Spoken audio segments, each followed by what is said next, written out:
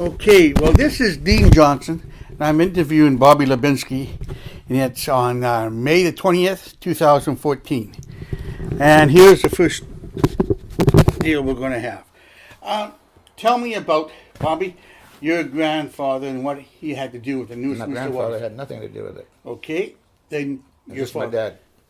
My dad was on the waterfront and started the ILWU in Westminster and British Columbia, affiliated with the main local out of San Francisco, Harry Bridges and that bunch.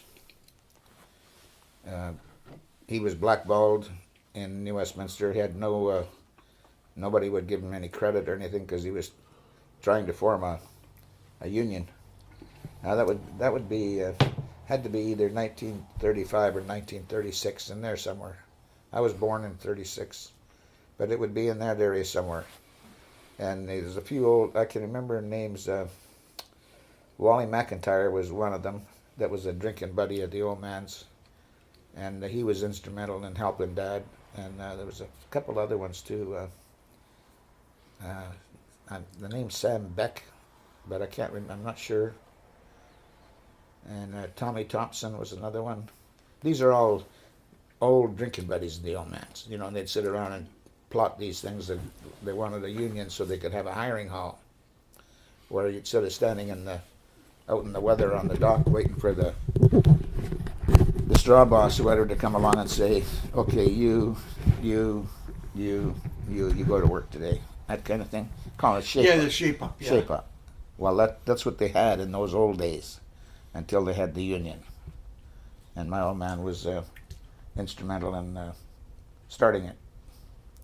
In fact, if it hadn't been for him, they wouldn't have had one, I don't think. But that's beside the point. He was great friends with Harry Bridges out of San Francisco. And Harry Bridges started that union down there.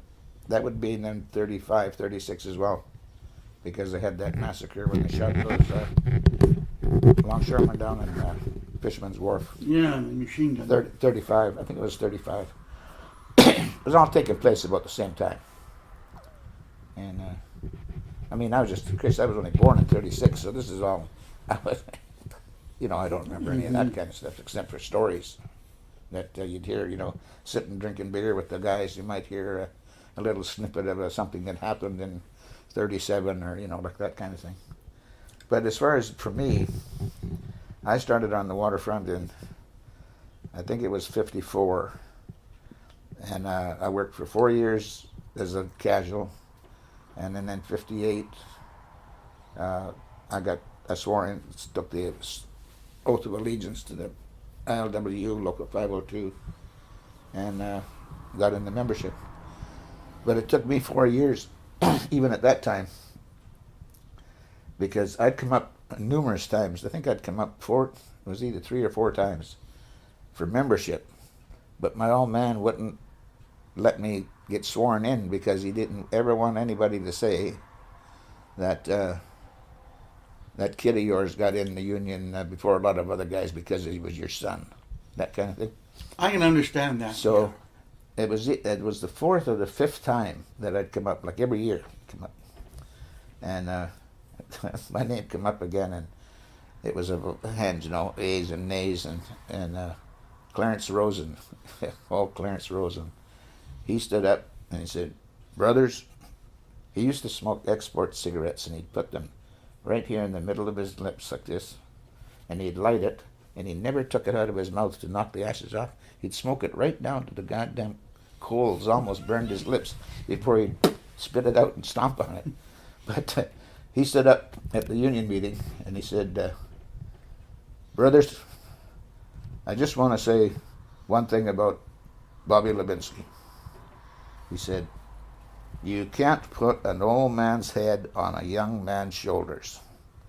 And, he was a good worker and all the rest of it, that kind of thing, And then they took the vote and I was voted in.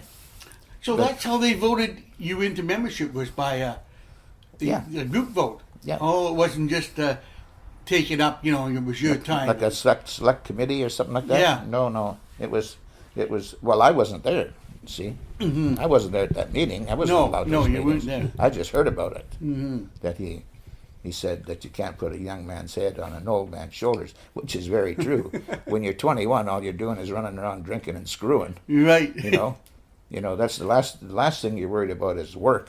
Mm-hmm. You know, but, that's how I got in after So 4 years. they would tell you the next morning that you remember now, or what? Well, I can't remember exactly how it went. I really can't remember, Dean. It's all so long ago, you know. Gee whiz. Mm-hmm. No, that's 58, 54, 58. That's 50, 60 years ago. Mm-hmm. A long time. But I worked at Woodward's. And I worked full time there, and I wanted more money. And Gordy, my kid brother, he would work on the waterfront a day or a half a day, because in those days, a child, a girl, not a girl, but a boy, if he was going to a college or school or something like that, you know, for a mechanic or whatever, industrial school or something, the longshore would help him out by giving him a job, you know, sending him to work for a day or half a day or something like that, or a couple of half days or something. And he was making more money on a day's wages down on the waterfront than I was making at Woodward's, working full time. So I quit Woodward's and went down on the waterfront. And I remember the manager at Westminster Woodward store, Cyril Keach, Mr. Keach, he absolutely got a tear in his eye when I told him I was quitting and going on the waterfront. And he made me a deal. He said, Bobby, you go down on that waterfront, and he says, you can stay down there a month, 6 months, or he says, even a year. He says, you come back to this store in a year today, and you can come right back to just as you never left. Because he said, he wanted me to go back to, I think it was either Calgary or Edmonton. They were building a brand new store back there. I mean, I was just in my early 20s, you know. I was too young to be a manager. But he said, you come back to Edmonton, he says, in 18 months, back to Edmonton, and I'll have a real surprise for you. Now, I wouldn't have been a manager. I could have been an assistant manager of a groceteria, where I worked at Woodward's. And, Dean, I'm telling you, when I got down on that waterfront, after 6 months, you couldn't have blown me off those docks with a stick of dynamite. And after a year, you couldn't have blown me off out of the industry with a case of dynamite. I just loved it. I just absolutely loved it. Mm-hmm. Going to work with different ships, different guys. It was fun. I mean, I really got a kick out of it. Well, that's good. What was your first day like? Do you remember your first day on the job? Yeah. We were loading, I got sent out, it was in the afternoon, so somebody booked off at 1 o'clock. You worked from 1 o'clock to 5 after lunch. And I went out to this ship, and they were loading 150-pound bags of flour. A 150-pound bag of flour is 3 bags of 50s on end, side by side by side. 3 bags, put in a jute sack. So when you pick up the bag, it just folds, right? Mm-hmm. 150 pounds, the bag outweighed me by 15 pounds. And I wrestled this first bag off the load. And of course I went to step back and I tripped on, because they're flooring off, you know, you're walking on stacks. And I fell backwards with this bag on my chest. And I'm laying there with this 150-pound bag of flour on my chest, and my arms and feet are going like a crab laying on its back. I couldn't get up. And Wally McIntyre walked over and said, "Who the fuck are you?" I said, "Bobby Labinsky." And he said, "Are you Annie's boy?" Annie Labinsky was my dad's sister-in-law. She was married to Joe, his brother. Yeah, I met her years ago. She was the local bootlegger in New Westminster. And he says, "You Annie's boy?" And I said, "No, Leo's." "Oh, God," he said. He reached down, he clamped his hand on that middle bag like this and just squeezed it like this and picked it off me like that and said, "Get up in those sweatboards there before you fall down and hurt yourself." Like, in other words, get out of the way. He says, just go stand over there out of the way, you know. And that's just stay out of trouble. So, you know, I could handle the the boards that the loads come down on to throw them around a little bit. But 150 pounds was just too much for me at that time. But you know, you grow up and get a little stronger, you can handle just about anything. But that was the first job. Wally McIntyre. Who the fuck are you? Yeah. Yeah. Well, now, what was the hall like when you went to get your job? No, Any you, experiences in the hall and what it was? Describe the hall and what happened in the hall. you had a peg. You pegged in on the board. They went down in rows, and you just, you know, it'd be 3 or 4 rows, and you just plug in, you know, you're the next guy out after all these other fellas go, kind of thing. Just a peg, you throw it in. That's what we did. And I think sometimes, if you were sitting there waiting for a job, like you didn't actually throw in when you were casual. You just kind of hung around the hall, and I'm sure that the dispatcher, like, okay, here's a job for 150-pound bags of flour. Well, that little fucker out there, I mean, he's too light for the job, but that old guy over there that's, you know, bigger, stronger, he could handle it, so it sent him. You know what I mean? Yeah, I understand. There would be no, and you didn't know that for sure, but I'm pretty sure that's what happened a lot of times. If the next guy was too light, that they would say, well, he's going to hurt himself or hurt somebody else. Send somebody that could do the job, kind of thing. Yeah. You know, Mm-hmm. back in those days like that. Mm-hmm. Yeah, it was pretty good. They had machines. It took a while for machines to start showing up, forklifts on the job and stuff like that. But then they had a special board for machine work and on the docks and on the ships. And I was number 4. And that was the 4th guy to sign up for it or something like that. I can't remember how I got number 4, but that was the number I had. And you'd throw that peg in just on that board, and they knew that was Labinsky. You know, you get a job to go up to Fraser Mills or wherever they needed drivers. You know, and not always. You know, that was just an extra job you could do. Or I never liked the winch driving. I just didn't. Not that I couldn't do it. It was just like you were stuck there on that machine. You couldn't get off of it. You know what I mean? You're sitting up on a winch or something like that. You can't move. You're sitting there. It wasn't what I really liked. I liked to move around a little. You know? Mm-hmm. Yeah, that was one thing I always liked about longshore. And you pick your job and your little niche, and you could. Well, to a certain extent, you could, if you were capable of doing it. Yeah. You know. And I had my share of troubles. I had 2 jobs one time. It was frowned upon on the waterfront, but I used to be making a little extra money. Con Ferguson was in charge of the lines crew, and it was going along great. I was making money hand over fist, working, tying up ships and letting them go, plus longshoring. And they caught me. What it was I was over in Searles Elevator on the south side of the Fraser, the old elevator dock. And we loaded a Russian ship with wheat, and the ship finished Saturday afternoon about 2 in the afternoon, and it was let go as soon as it was cleared. It was let go. So I just walked down off the ship, over to the bow lines, and standing there waiting for the pilot to say, okay, to let go, And of course they said, what is he doing? He's working here, now he's on the line. What the hell's going on here? So I lost all my ratings. It was in a union meeting, and they took all my ratings, all my forklifts, everything, bulldozers, backhoes, and you name it, anything with wheels or tracks or treads. Took all those ratings away from me. I couldn't even be a side runner.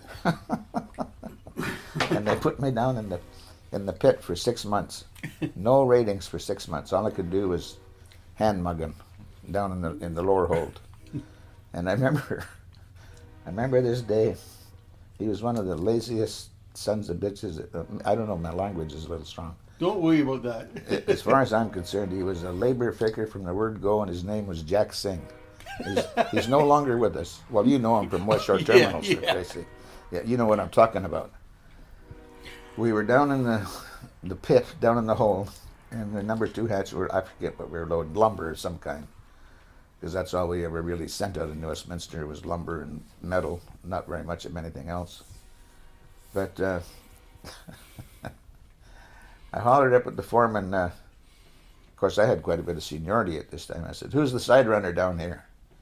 And the foreman says, "I guess that's you, Labinsky." And Jack Singh says, "No, it's not. He's got all his ratings taken away, so I'm the side runner." Well, it was a great big dime an hour, 10 cents an hour, for God's sake. And I thought, you son of Jesus. I know. I worked with Jack Singh at both ends for a lot of years. You use that work, when you say work, I mean... Well, if you worked for Jack. The whole saying was at West Shore, if you worked at West Shore, you worked for Jack Singh. He somehow conned you into doing his work for him. Most useless piece of... But that's the way it goes. So, what type of work did you do? All different types. Well, it was all hand stow. I mean, everything was hand stow. In the wintertime and the fall, it'd be the Japanese oranges. You'd be sending apples, and then apples started coming in from New Zealand. Not oranges, but apples. I remember apples, and the mandarin oranges, lots of them. Then if you went over to Vancouver, sometimes you got general cargo where you'd be unloading coffee or different kinds of commodities, all kinds. And you had the odd, the Maru boats that come in, they're loaded with all kinds of boxes of cargo, like, Japanese stuff that they'd be sending to Woodward's or any of the stores, And you used to help yourself to some of that stuff if it fit. But, that was part of the fun. And the booze, the liquor ships, and all the rest of it. They were something to work for, a lot of fun. Oh, yeah, lots of fun, those liquor ships. Yeah, thousands upon thousands of cases. And I would get a kick at some people will say, "Well, I heard a lot of stories that you guys used to drop those cases, and there'd be 1 or 2 bottles that get broken." I said, "Are you crazy?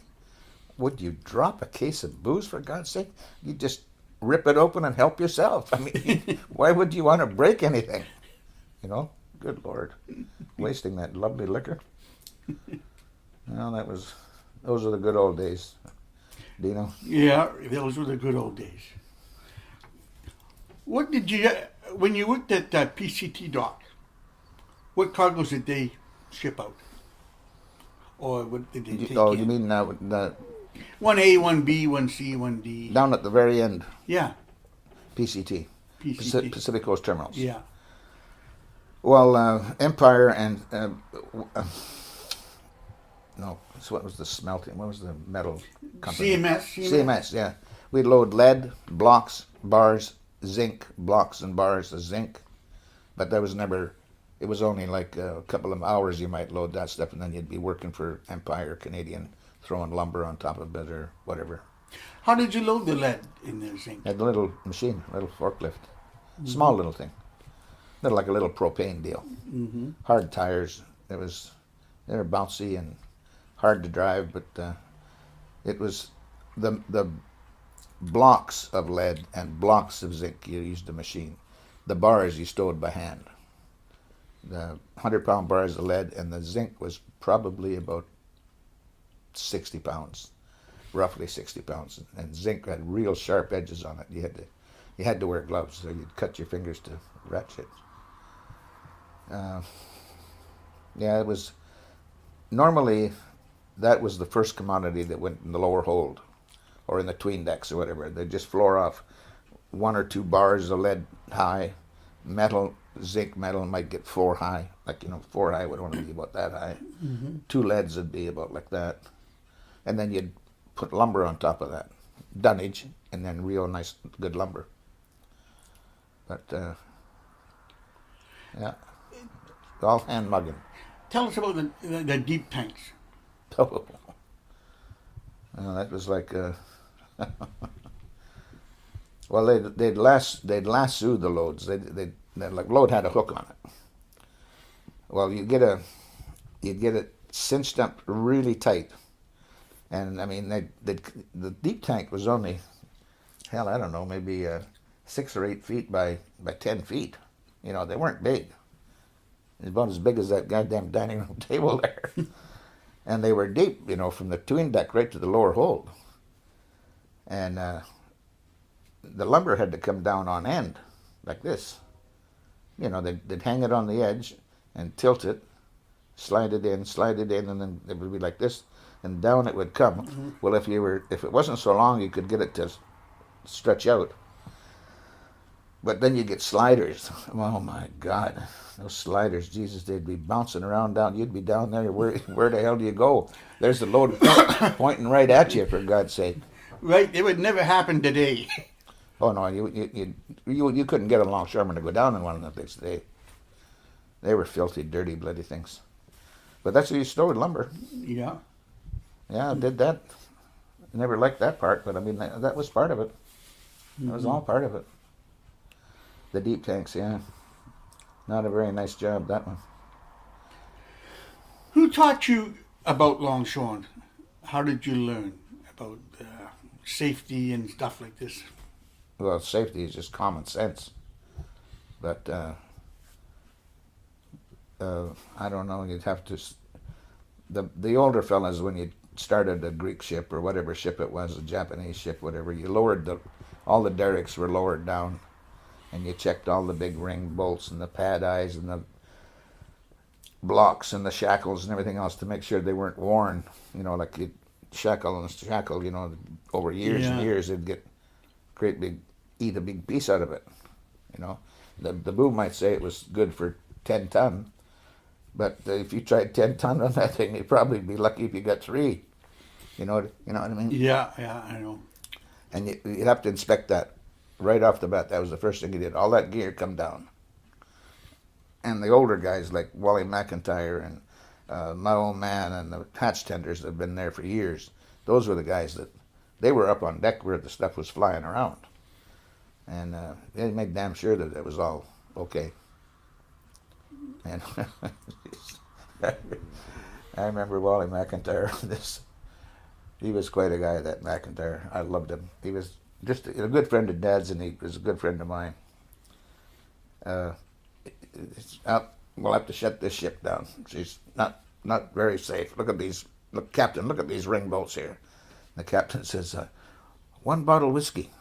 Well, he says they're looking a little bit better, but 2 bottles whiskey. Oh, well, all right. No. I mean, they were okay to start with, but he was just going to get a couple of bottles of booze out of the captain or whatever. Oh, it was funny. Different things like that, you know. It was just like a 4-bit play. Every day it was something different. I just loved it. What different cargoes did you have? In New Westminster, not a whole lot. There was mostly lumber, metal, flour, fertilizer, apples, sometimes apples. Then we'd ship salmon, canned salmon, but there wasn't like you'd be a week of work at salmon. You might work cases of salmon for 2 hours, and then something else. Plywood. Before the packaged plywood, it was always sheets of plywood, and then they started wrapping it up, and then they put machines down in the holes and in the tween decks and stuff like that. But at first, it was all just bundles, like, you know, there'd be, depending on the thickness. 5 or 6 inches. Well, 4 inches. Well, they're not too big, because in case you couldn't handle them, they'd be heavy. You know, that's 300 or 400 pounds. Well, yeah, you get 4 guys in each corner pick it up. What do you mean 4 guys? Well, that's how we would do. 4 guys pick up a bundle and stow it.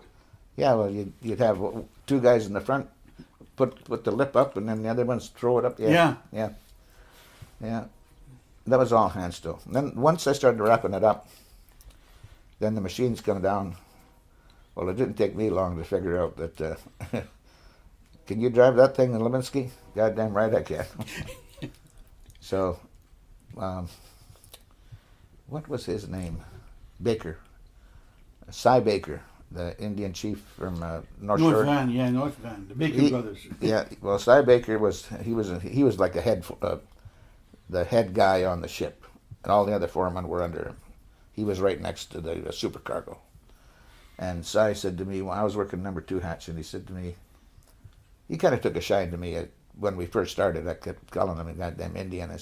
He said the only reason that the white man beat him, he said, is they were coming so fast that they couldn't manufacture their arrows fast enough, and they were all crooked, the arrows, so when they fired, they'd miss them. He said to me, "Kid, can you handle that machine down there on the dock?" I said, "Yeah, I think so." "Okay," he says, "you're driving. He says, why not go down there and play with it for a while?" He says, "You're going to be driving it sometime this afternoon." Well, I waited all day, I drove it around on the dock and, lifted the forks up and all this stuff. Once I learned what all the levers did and everything, I just sat on the machine there in the shade for 4 days. And every day I said, "Well, when are we going to..." He says, "You'll be working. Don't worry about it. You're on the payroll. What are you complaining about?" And then he went down in number 2 hatch, and we started loading packaged lumber. They'd all floored off, and then these loads of 8s and 10s and 12s would all come down, and we just stow it, do whatever the foreman, whatever the side runner said, put it there. That's what we did. But yeah, that's when I started driving. Yeah. Do you remember using the assassinators on packaged lumber? Mm-hmm.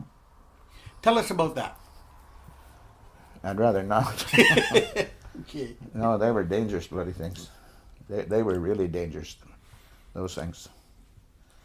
Yeah, I remember them. I remember them very well. But that was something else.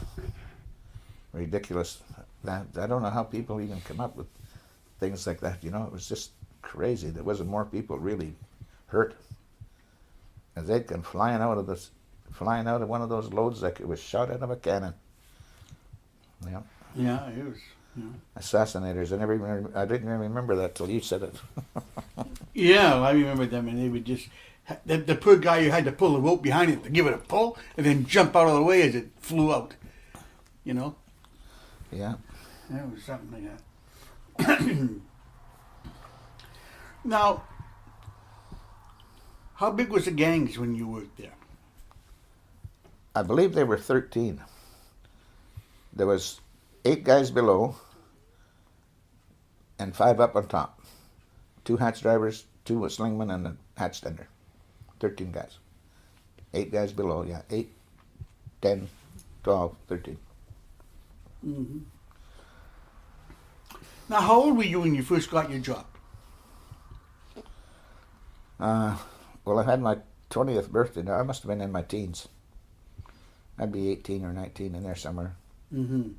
18 probably. Way too light for the job. But I was okay as far as Woodward's went, but Woodward's is a hell of a lot different than the waterfront. That was manual labor down there. Yeah. At Woodward's, the only thing he did was put a couple of cans on a shelf, like stock boy, that was nothing. Bagging groceries when I was really busy, helping the girls, Mm-hmm. cashier. I missed Woodward's, I really did. I enjoyed it, but when Gordy was making more money, and I wanted more money because I wanted a car and all the rest of it, and it just wasn't coming. And I went to Mr. Keach and I said, "I have to have more money." And that's when he said to me that he couldn't give me a raise right then, but if I could just hang around for another 18 months, we were going to go back to Edmonton or Calgary, whatever the hell it was. They were building a brand new store back there. Like Woodward's was moving east. Timothy Eaton's Timothy Eaton was out already. It was a family store, Mm-hmm. Woodward's. And they were getting bigger and bigger and bigger, but they were moving east. And the first step was, I can't remember, Dean, if it was Calgary or Edmonton. It was one of those cities.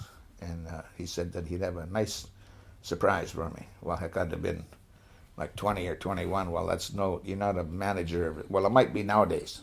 Maybe. But not back in the No. late 50s. You wouldn't be any manager at 20 years old. No. But you could be an assistant manager. And the next step, 2 or 3 years down the road, away you go. But it never took place. But that old guy, he sent me to managerial training get on a bus, because I never had a car. Get on a bus and go over to Vancouver to the main store, and you'd learn about merchandising, how to, putting up displays in the center of aisles and making a mountain of cans. And Woodward's come up with that. Remember the $1.49 day? Yeah. You get 3 or 4 different cans of stuff in a box of something or else, all for $1.49. You get 4 or 5 things for $1.49. Well, you just red on white was good, yellow on blue was good. Different colors, and the way to do it. Never straight up, because always like a little bit of an angle, like it'd been so busy that it got knocked over sideways. People were just scrambling to get more and more of it. That kind of stuff. And I used to go. What the heck was it? It was Thursday night, I think it was something like that. A Thursday night for a couple of hours. Go over to Vancouver. He sent me over there. He wanted me to learn all this stuff in the like it was for working in the groceria. Yeah. I'm not in the store, like selling clothes or anything. No. It was groceries. It was fun. It was really fun. He was grooming me for a job, But yeah, it was fun. I enjoyed it. When the girls used to come across, when it would be a little slack, and all the cashiers on the machines were just standing there wasn't enough people to keep them busy. They had to come on the floor to help the boys, school kids, which was us, stock the shelves. And all these women always came to my section because I'd tear the cases open and stamp the cans for them. And all they had to do was pick the cans out and put them up on the shelf. The other guys, they had to tear open the cases. They broke their fingernails. You see? Yeah. And I'd have 6 or 8 of these women working on my section. And Anna would just come along and say, "You're doing it again. Bobby, you're doing it again. Alice, Jane, Joe, you go over and help Joe split them up and leave 2 for me." But can't blame them, because they want to break their fingernails. I don't know. Mm-hmm. I got a kick out of it. What was New Westminster like in those days? Like in what respect? Well, Small. as a town and a city, and the people, the stores, the waterfront, and the Front Street. Well, had their own police force, and their own fire department, the Westminster Fire Department. It was just like a small town. It was just a little small town. It wasn't all that big. It was, fair-sized city, I guess, but it was neat. You could walk the whole length of the waterfront. Yeah. If you were down at PCT and you had a job up number 7 or whatever it is up by the Patella Bridge, you could walk that in probably 20 minutes, or I don't know if you... Yeah, about 20 minutes. Wouldn't take much longer, I don't think. 20, yeah. Mm-hmm. Now, can you tell us, when you were young in the 60s there, late 50s, what was a typical day at work? Well, I had a book. I had a bunch of books printed, and I got the idea from Los Angeles when I went down there. I got one of these books that keep track of your hours. Because if you didn't keep track of your hours and who you work for, when you went to get your paycheck, how many days did I work last week? I worked for CM&S. I worked for Empire. Did I work for Canadian last week? I don't know. So you could get gypped on your hours. So you got to really watch your pay stubs. Make sure that you got side running money for whatever that job that whole day of an extra dime an hour. It was great. It's 80 cents. And I kept track. When I got married, Zoma and I kept track every day. In 1960, my average day, now that's counting time and a half and straight time and double time or whatever, my average time shift worked was 9.55 hours. That didn't mean I worked 9.55 hours a day. It meant that over that particular week or month, my average pay, because some days you'd make $12 pay, mm-hmm. Some days you'd make more if you got a penalty hours. And it was 9.55. And my take-home pay, I remember Zoma she couldn't believe that I was making so much money. It was $160 and change after taxes. $160 a week after tax. Well, that would be a fairly good week. You know, that'd be maybe a full 6 days. You know, that something like that. You know. And what year would that be about? That'd be 1960. 1960. Yeah. Yeah. No, we went on strike and got that big raise to $2.47 an hour. $2.47. Jesus, we were they called us the aristocrats of labor. They did. Yeah. All the press were plumbers, the electricians, the pipe fitters. They're all steel riggers and all the rest of it. The aristocrats of labor, longshore, $2.47 an hour. That was good money, boy. My dad was a journeyman carpenter. I was making more, $1 an hour more than he was making. Yeah. And I was a 17, 18-year-old kid. Yeah. You know. Now, what was the worst job you had down there? It'd be only my opinion. My opinion, the worst job was hides. There was the stink and the rotten. I mean, it's a skin of a cow or a horse or whatever. It was a skin and wrapped up in a bundle so that the hide was inside and the slimy outside of the skin was, oh, God, and there'd be maggots and crap growing on them and wiggling on them, and they're slimy, and oh, Lord, it was, I never did it. If I was on a job in Vancouver, you'd go over there in a bus or go over there drive or whatever, and you'd be starting out on a general cargo, discharging whatever and loading or whatever, and then all of a sudden at 1 o'clock in the afternoon or 10 o'clock after Smoko, the next load down the hatch was hides. I was up the ladder and gone. Absolutely refused. I wouldn't do it. I don't blame you. Lead concentrates, sulfur that make your eyes water, the different kinds of concentrates you'd shovel into buckets and stuff, dusty and stink and terrible stuff to work around, and asbestos, bags of asbestos. We had to load in the Tweendex, and there's plenty of asbestos flying all over the place, and you're down there breathing it. They didn't even give you a mask or anything. Nobody told you about asbestos. You know, it was dangerous. We used to have snowball fights with asbestos. Well, you couldn't throw it very far. No, well, that was just it. We'd throw it around, break the sacks would break open, and away it would. It was just the hides was the worst. In fact, I never touched them. One old guy in Vancouver said to me, he said, "Oh, hides are not bad." He says, "What you have to do, kid," he says, "is just wrap your arms around that first bundle and give it a great big hug and a kiss," he said, "and then you're safe. You're all right after that." Give it a big hug and a kiss, and you'll be fine after that. Not on your life. I'd starve to death before I'd work hides. What did some of the guys say about jobs? Well, yeah, everyone, hides was the worst. Everyone I talked to, I asked that question. What did they say? Did they work it? Some did, and some just no. Who worked it? Oh, I think Norm Stittless worked it. Well, A few other ones. He wouldn't be bright enough to quit. You know, there are a few of them that worked it, but they were caught, like you say, halfway through the shift. A couple of, loads come down, it's got to be hides, and they would have to cover themselves up. They would get plastic and, whatever. But the smell. Yeah, you couldn't. No. Now, did you have a partner that you worked with most of the time? Not really. The only time I had a partner was when I worked in Los Angeles. And a guy said to me, like I was always dispatched as a single. D1200 was my number. And that you'd be in a big square of men. There'd be 4 different sections. And you'd be in the mornings, and they'd be hollering, the guys, there'd be 4 dispatchers dispatching. You'd hear the number V1200, V1200, V1200.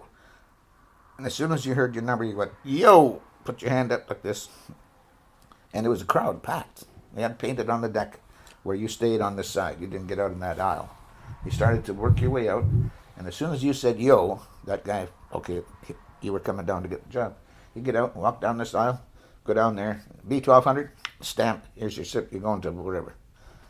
this fellow came up to me. Roy Simmons was his name.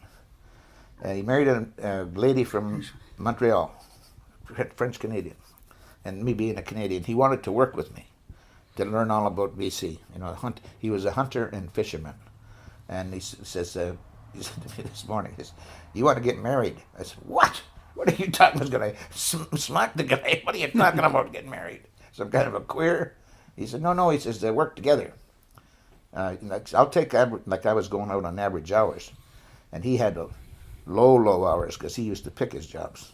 But he says, "I'll take average hours so that we can work together."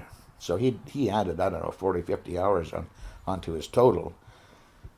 And then what you'd do when you filled out your little slip, you'd put his number with a slash, V1200, and bracket it. And then you got sent out as a twosome. And we worked together for a month or so. And he wanted to know about the hunting and fishing and hunting ducks and everything. And I wasn't a hunter or a fisherman. I just told him what I'd heard, from waterfront guys. Yeah. They'd go out in the mornings down to Ladner or, down on the foreshore down there and shoot ducks in the morning and then go back and go to work. Make a job in the morning. Mm-hmm. "Really? They can hunt in the morning like that?" So, yeah. How far is it? I don't know, 30 miles maybe? Holy mackerel. We've got a place, 250 acres, he says, but it's a 6-hour drive up and so-and-so. He says, "Our club, the 15 or 20 guys," he says, we got that, that's where we can hunt. Like, they had little sections around on a farm. The farmer said, "Okay, you can hunt in my pasture for pheasants or ducks or whatever, and you pay a certain amount of money you're the only guys that can do it." Mm-hmm. And the fishing was the same way. But I said, God, he couldn't believe that you could just go to any of these little rivers. Tell him again about Longshore and the waterfront of New West. Bobby. Yeah.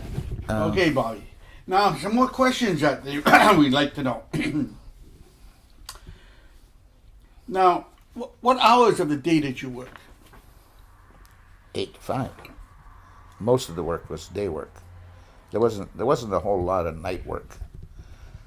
You could take a chance on it if the port was really busy, and the Swedish and Norwegian ships and British ships, they come in and they wanted to get loaded. They come in, they didn't want to stick around. They'd come in and work a day shift and work an afternoon shift in order to sail at 2 o'clock that night or that next day. Mm-hmm. So you could, if there was a few of those in port, there was a chance you might hit some night jobs.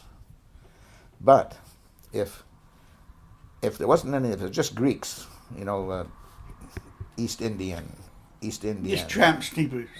Malay, all the different flag, Panama, and most of them were Greek vessels and flags of convenience, but they were all Greeks. They only loaded the hand stow stuff, and they came in, tie up against the dock. They wanted to be there for a month. That's the kind of people they were. Well, that's not going to work any night work, unless, of course, it was packaged lumber or something like that, and it was the scows that they were bringing the stuff. That dictated a lot of times whether you worked an afternoon shift. If those scows with all that lumber had to get back to wherever they were going to be loaded again to bring more cargo, they couldn't sit idle. Sit there with 15 or 20 lifts all night, wait till 8 o'clock in the morning to take those lifts off and then take the scow away. All that stuff was worth money. Mm-hmm. So but I don't think most guys even realize that. See, but I was always thinking about things like that. And if there was a chance for working afternoons, we only worked 6 hours, and you got 9 hours pay. That was a lovely shift. Yeah, I don't know it was. It was a great shift. You finish at 11 o'clock at night. Bars are still open till 1. Yeah, that was a fantastic shift. From 5 o'clock to 11 o'clock with a smoker in the meeting. Another thing, I don't know if I should say this, but I had a friend in Westminster. Dick Courtney was his name. He was the ship's chandler. He was a really good guy. You see that chest there? Yeah. That's carved on all the sides, back, front, 5 sides. Mm-hmm. It's camphor lined. What do you think that's worth? I mean, what do you think I paid for that? Oh, I would, well, I don't know about today, but say years ago to have that thing, what are you talking about? $500 and $1,000. I paid $75 for it. Back in the day, wow. That's what Dick Courtney. That's what it cost Dick Courtney, Wow. coming Cool. from China or Japan, wherever it was. I got to know him really good, Dick. And I said to him one day, Dick, in the Fraser River here, these ships that we're getting, I said, you've got an idea when they're coming on docking, don't you? Oh, hell yeah. He says, I have to know that stuff, Bobby. He says, I've got to have the oil down there, or the fittings or something for the engine, or the food for them, or whatever, ropes, ties, everything that would go on a vessel other than cargo. This is for the ship. Mm-hmm. A ship's chandler is what they are. That's their job. Mm-hmm. He'd have to know when that ship's coming in. So I said to him, if I phoned you at 6, when do you open up your office? He says, I'm there at 6 o'clock. He actually said, I'm there at 5. I said, if I phoned you in the morning, you could tell me what ship was going to make it or what ship wasn't going to make it when it was foggy? Hell yes. He says, I could tell you that, no problem. I said, well, if I phoned you and said, here's the the Olympic star, Greek star, is loading timbers up at Fraser Mills, is that going to make it? Hell no. They won't be there for 2 or 3 days. Okay, thanks. And when they go down to the hall and plug in, well, they'd start on the dock, and here's Fraser Mills. Who wants to go out there? It's all hand stowed timbers. I'd go up there, shove my peg in, and I'd be dispatched out there. Me and a whole bunch of other casuals, because nobody else wanted it. And the other longshoremen, guys like my age, everything, said, what the fuck is he plugging in for that job for? That's fucking, he's nuts. You'd go out to the dock, and the foreman would take all the slips, and the ship's not going to get there, so you'd get paid 4 hours, and you go back to the hall, or go and do whatever you want to do, and then go down there and hit a night job. And you get a split shift. In fact, you even got dispatched. They'd say, like Crew Set Gang 7, old Trissette's gang. Okay, guys, he says, you're getting a split shift today. You're 4 hours here, and you're going to work at 5 o'clock down at whatever. You'd get a 4-hour job that night. So you'd get split shift. You'd work 4 hours in the afternoon, get 6 hours, right? Yeah. 4 hours, you got a 10-hour day. And you only worked 6. Or no, you only worked 4. Yeah, only worked at 4. And you got 10 hours pay. And it took those guys down at that hall, it took them years to figure that out. What the hell is that guy doing? And nobody follows you out there. No. They all thought I was nuts. But I was making 10, and they'd be hanging back for this, I'm going to get that CMNS job, that lead job's coming in. I'm going to get that one, or this, get packaged this, package that. Something easy. But they're just making straight time. That's it. Yeah. Pretty good. And when I went down to West Shore Terminals, those guys down there, they thought I was absolutely crazy. Nuts. What are you doing down there? You're taking a cut in wages down there. Not a cut in wages and what you could make if you hustled. You couldn't hustle at West Shore Terminals. Yeah. You could only work the hours they wanted you to work, and that was it. There was no overtime or anything like that. Nobody was, that come later, the overtime. But no, hell, and it seemed like every year you'd work, and the next year you were getting like $1,000 tacked on your gross earnings. You got a little bit more. Next year was a little bit more. Next year a little bit more. Didn't take long before we were making far better than the main industry. Far better. Yeah. And I could see that way back when it showed up in the newspapers about this really big coal dock 3 miles out in the ocean. And I'm thinking to myself, with almost 14 years in the industry, and I'm thinking to myself, a guy would need 35, 40 bloody years seniority to get a job down there. You'd never get that job at 12 or 13 or 14 years seniority, or 10 years or 5 years or whatever.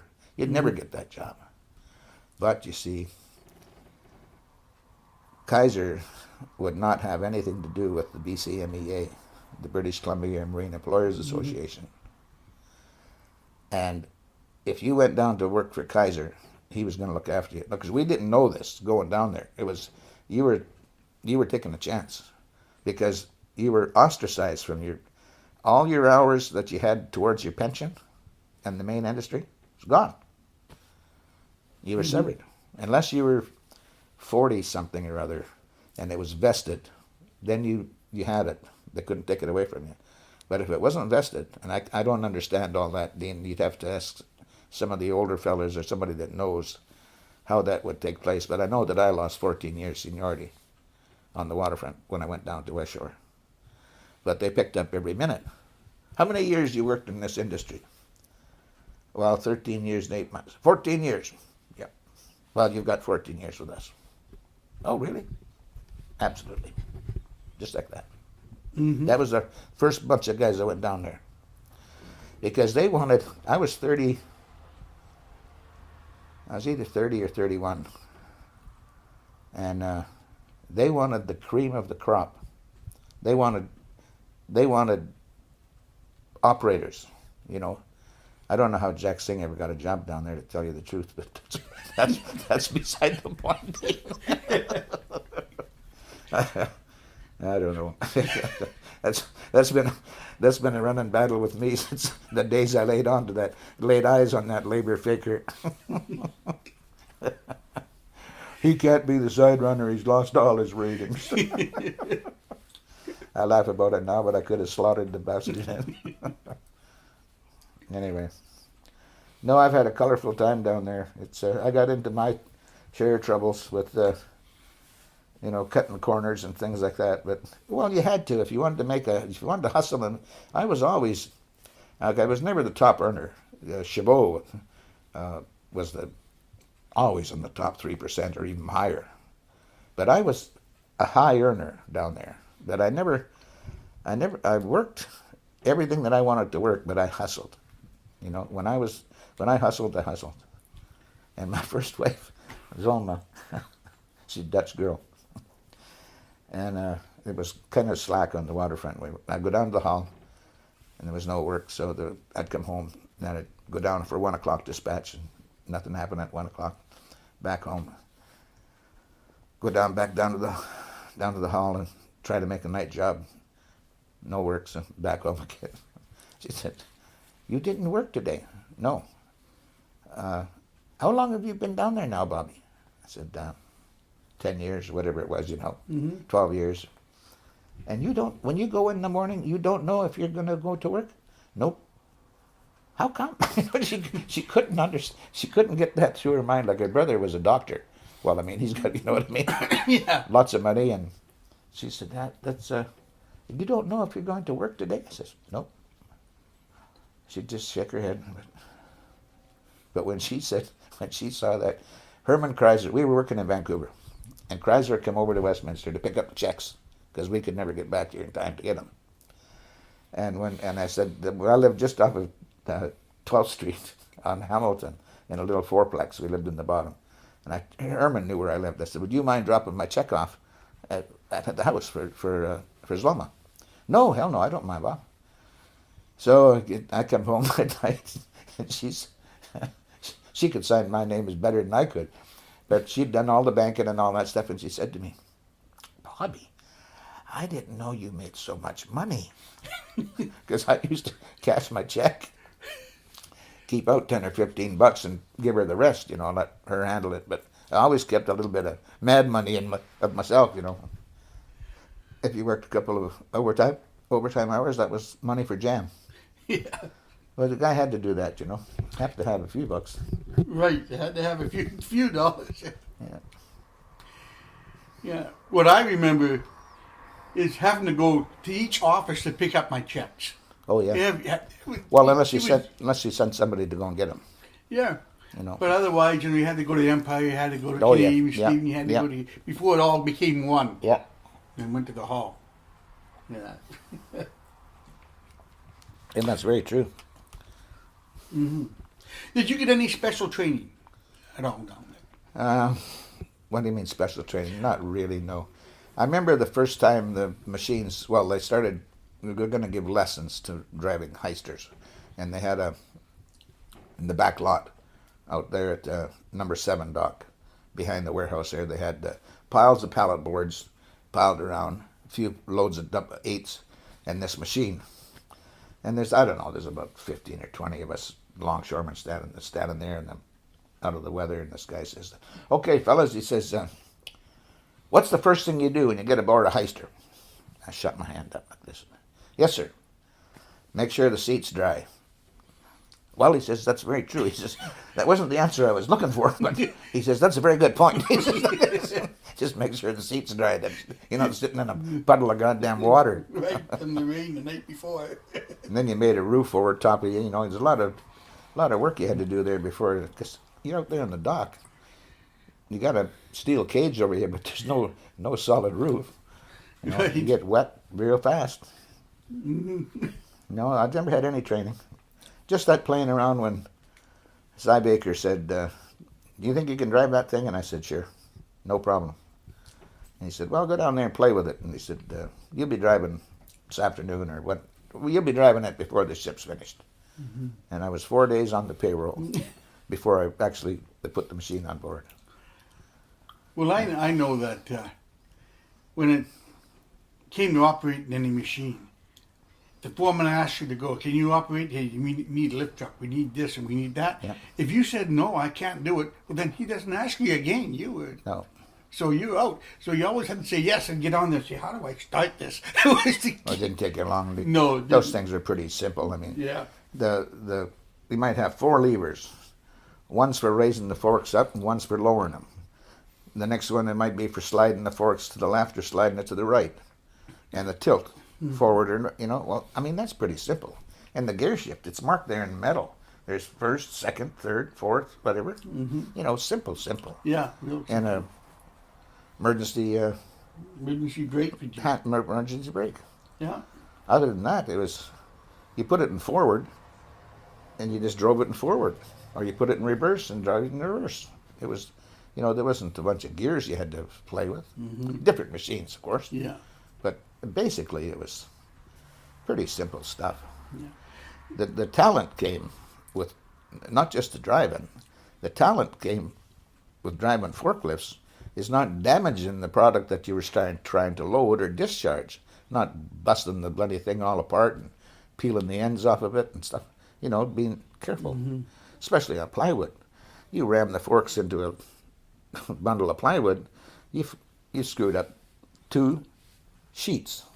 Yeah. The one on the bottom, the one on top. So, and that doesn't, those things cost money. Yeah. And, another thing too, I don't know if anybody's asked you this or not, but when you were loading or discharging personal gear from Mr. and Mrs. Smith, they were coming from Venezuela and they were going to New Zealand or something like that, and they were transshipping out of Vancouver or out of Westminster. When you saw a case, a container of any size or description, and that had Mr. and Mrs. So-and-so on it, going from so-and-so to so-and-so, you treated that thing as if it was your own property. I mean, with velvet gloves. But if it was just 10,000 cases of booze going to the British Columbia government, that stuff, who cared if one of those bloody things fell over or whatever? It was totally different. Personalized cargo was treated with care. If the arrow said up, that's where it went, up. You didn't take it on purpose, put the arrow down because the case said up. Yeah. You know what I mean? No, it was a little bit of. It's not like the baggage handlers at the airport where they. No, it was a little different. I mean, you took care of stuff like that. Mm-hmm. At least the guys that I worked with did. Now, the work in Vancouver and the work in Vancouver, was there any difference in the type of work, or was it just generally the same? No, it was more of it in Vancouver. More of the stuff out of Japan and stuff like that. There was lots of that in Westminster eventually, but you must realize that the river port, when I first started down there in the middle 50s, it was all hand stow. It was fertilizer, chunks of lead, zinc, metal, lead, timbers, Fletchers, concentrates, fertilizer, flour, wheat, and the old Searles elevator, loaded wheat. There wasn't any real easy jobs, or what I would call easy, like nowadays. Yeah. You know, all packaged or all bulk. You put the spout in the hatch and let her go, like loading the ships down at West Shore. I mean, what's that? The hardest part of the job is staying awake. Yeah. I'm not kidding you. Yeah, well, that is. The hardest part of the job down at West Shore, especially on the graveyard shift, was keeping the guys awake. Mm-hmm. You know, that guess you go down there, doctor number 2, doc, the ship would be laying over on its side like this. You're like, what the hell? The 2 guys in the loaders are all offshore, and they're up there. You see the ship going like this, you know. Obi, ship loader number 2, wake up. Oh, you know, it was, I'm telling you, being a foreman down there was, I'm telling you. And the thing that really got me was nobody accepted any responsibility. I mean, if the operator of a loader fucked up, it was the foreman's fault. Oh yeah, it was foreman's responsibility. He was there, nobody else. He should have. He should have been watching. That's ridiculous. You tell the guy where to go. Now, do you have to sit up there and babysit the son of a bitch? He's been around for 14 fucking years. He should know what the hell he's supposed to do. Yeah, but that's just the way management was there. You know. Yeah. You know, just the way it was. Well, that's the way labor fakers always said it. You know, when you work for a company, if you, of course, they got profit sharing and all the things nowadays, but when you work for a company's paying you a good salary, a good wage, you should have some respect for that company and work for it, not to try to screw it every goddamn chance you get. Right. Because if you do stuff like that, pretty soon these the companies, they don't, and I'm talking like I'm management, but I'm a union stiff from the center of my heart. Yeah. Well, I mean, the one thing I realized when it was contract time, and I found out, was that the best thing a union has for negotiations is a good workforce. If they got a rotten workforce, the company doesn't really, you know, you got no power behind you. But if you've got a good workforce, guys that, you know, do a good job, well, then you got some power behind you when it comes to negotiations. Yeah, well, it's a good thing they had a few good workers, because they had enough of the ones that were a little bit on the minus quality, I tell you. It was just deadwood, some of them. I mean, the alcoholics that you could, I don't have to name anybody. You know them as well as I do. You know what? We used to be able to go from in the early days, I don't know if it's the same now, but if you worked at West Shore, you could go back to the main industry for a night shift or something like that. Yeah, you still can. You still can? I've been down there for, I don't know, 5-6 years, and I thought, well, this is summertime, you know, lovely long evenings like now. I'll go back down to the hall. The hall was up on 8th Street, up in Burnaby. It was up there. And I went down there and said, well, maybe hit a 4-hour night job or something like that, see what happens. Yeah, get work done at the PCT, driving forklift on the dock. What was that guy's name? Oh, God, he was a drunk from the word go. I'll think of it. We were just talking about him a couple of weeks ago here, down at the club. I'm feeding number 2 hatch, packages of plywood off the dock, and he's feeding number 3 hatch right beside me. Of course, my loads are going up, and I'm back in the warehouse grabbing another double out there, parking. That goes up.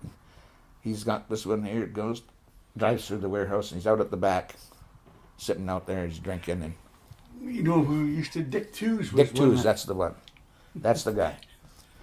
So and then pretty soon the foreman's up on the ship, and he's hollering. He says, "Bobby," he says, "if you don't mind, bring us a couple of loads, will you?" So, okay, so drop the load on here. Slingman can get it. Back, and I go and get a load for his mark, you know, for that particular hatch. Yeah. So he can't take my cargo. He's got to take where he's taking it from. So I fed a couple of loads like this, and Twos is out there drinking his beer and smoking his bloody cigarette. So I said, to hell with this. Pick up a double load of eights and I sat in the number 2 hatch. Just sit there. I just fed it, and the foreman said, give us a load. Get the guy that's supposed to be doing it. Where is he?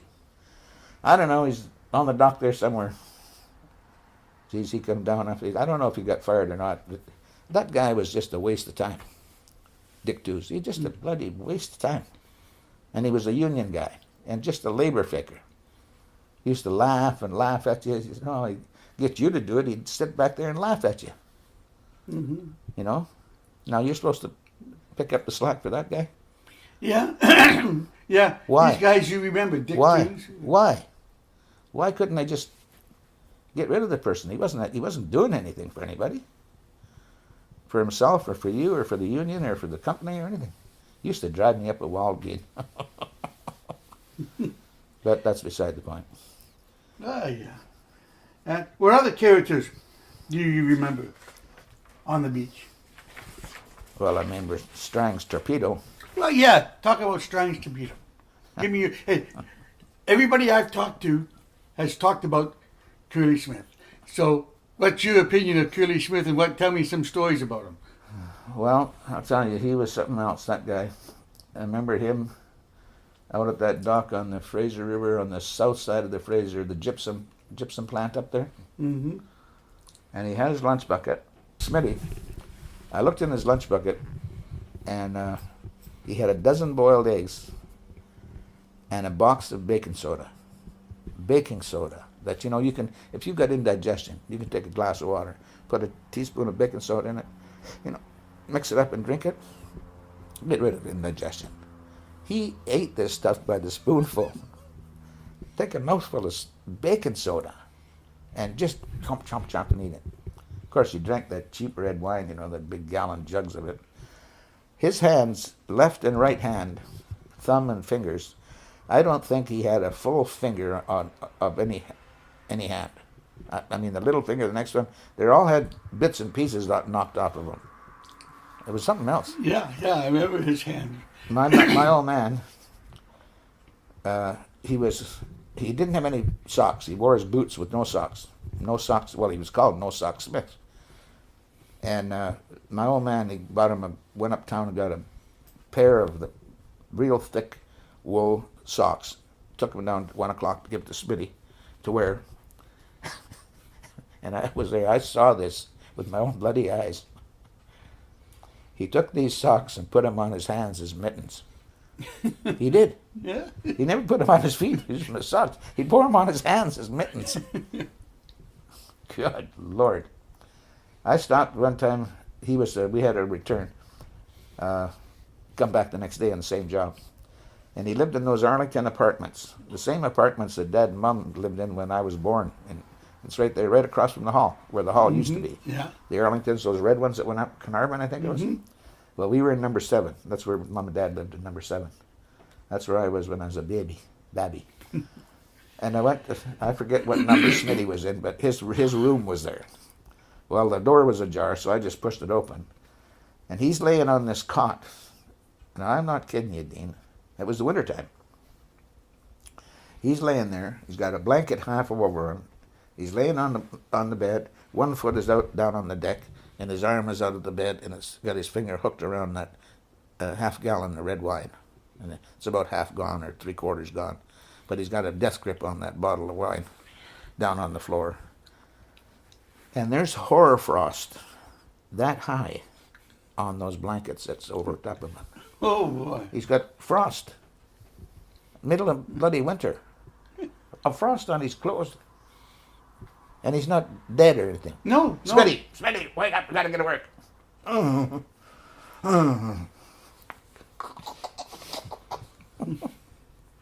Yeah. That's something else. No, if I lived his life for a week, I would have been dead. Oh, no. Nobody could live. He's from Cape Breton. That's where he was from. Mm-hmm. Cape Breton. Strang's torpedoes. I wonder whatever happened to that picture we had of him. I don't know. It was up in front of us. That would be oh God, I guess if you got an artist to draw You could probably give him enough description to draw a picture of him. He was something else. Yeah. There was a few of them. There was the guys that used to always borrow $2 or borrow money. You know, you get paid on Friday. They'd want to borrow something on Monday. They'd pay you back Friday. And I used to, with those people like that, if you give them $2, they never bothered you again. Because the minute they come up to you and say, you owe me $2, you know. Mm-hmm. And I found that out real early. And it was always the same guys. And it was like, it was cheaper just to give them $2 bloody. They'd never bother you again as long as they lived. Because they knew in the back of their own mind that they owed you $2, you know. Yeah. They'd go and bum it off you or somebody else, you know, for go out and get a couple of beer. But, no. I don't know of any other ones, real characters. There was all kinds of them. All kinds of them. All kinds of them. Well, one character I always was old Tommy Lindo. Tommy Lindo was another one. And he was the only guy I knew that sailed around the Horn. Yeah. Well, Obie O'Donnell's dad was another one. Yeah, Red O'Donnell. Red O'Donnell.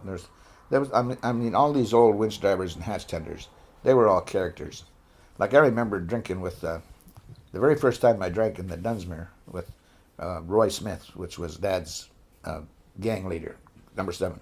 Oh, Tresseth, not Roy Smith. It was Tresseth. And no, sorry, it wasn't. This particular evening was Roy Smith. And we were sitting in the Dunsmuir, and it got, you know, gentlemen drink up, gentlemen, it's closing time. Everybody had left. There was only Smith and myself sitting at the table. I'd been in that bloody men's room, barfing up my guts at least 6, 7 times, trying to drink with these guys, you know. And there was 4 or 5 beer on the table. There's little 10-cent glasses. And now you couldn't order any more. And I'm up to here with it, you know. And Roy Smith said, Bobby, if we can't drink them, we wear them. He says like this. And he had an old brown fedora on. All those old guys used to wear those fedoras. Yeah. He pulled his hat off, and it was as bald as a billiard ball. Had hair along the sides like this. I never knew he was bald because I never saw him without his hat. And he grabbed his first glass, put it up, poured it on his head, took the other one. He took 3 of them, and he says, "Come on, you gotta wear the other 2." So, well, you're drinking with these longshoremen, you got to learn how to do it. So I took this one, poured it on my head. If you can't drink them, Dean, you wear them. Yeah.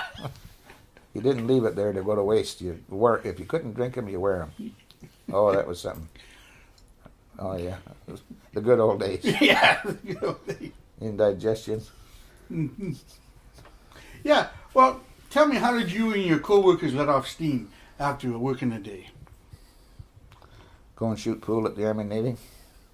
Go and drink. It was always drinking after work, most of the time. Unless you had a girlfriend or something that had to trot and do, you know. Most of the time it was roar up to the Army Navy Club and get that billiard table and sit up there and shoot pool till all hours. Well, they closed at 6 o'clock. You had to leave, and you'd go upstairs to the bar because they'd sweep out the main beer parlor, clean the ashtrays and clean up a little bit, and then at 7 o'clock they'd open it again, so you come back down. But for that hour, they had to close the old Army Navy Club there. Well, I think all beer parlors were closed that hour. No, only that club, only the clubs. Beer parlors never closed. Oh, I thought they closed between 5 and 6. No. Or 6 and 7. Kick us out. The Dunsmuir, I thought, when I first was there, was kicking us out. No, I can't remember ever being kicked out of a... I can remember Mikulich, Mike Militich, he owned the Russell up the end of town. And you'd go in there in the afternoon, you know, and there'd be the lady in escorts side would be full, you know, ram jam full. And you'd say, "Geez, Mike, you got a good house tonight, man. Doing okay." Hell, he said, "I'd rather have 10 longshoremen on the other side. They'd keep 3 goddamn waiters running." You know, like you'd rather have 10 longshoremen than a whole, because all they're doing is talking. Right. You know. and then 10 longshoremen to keep 3 waders running. No, yeah, that was different things like that.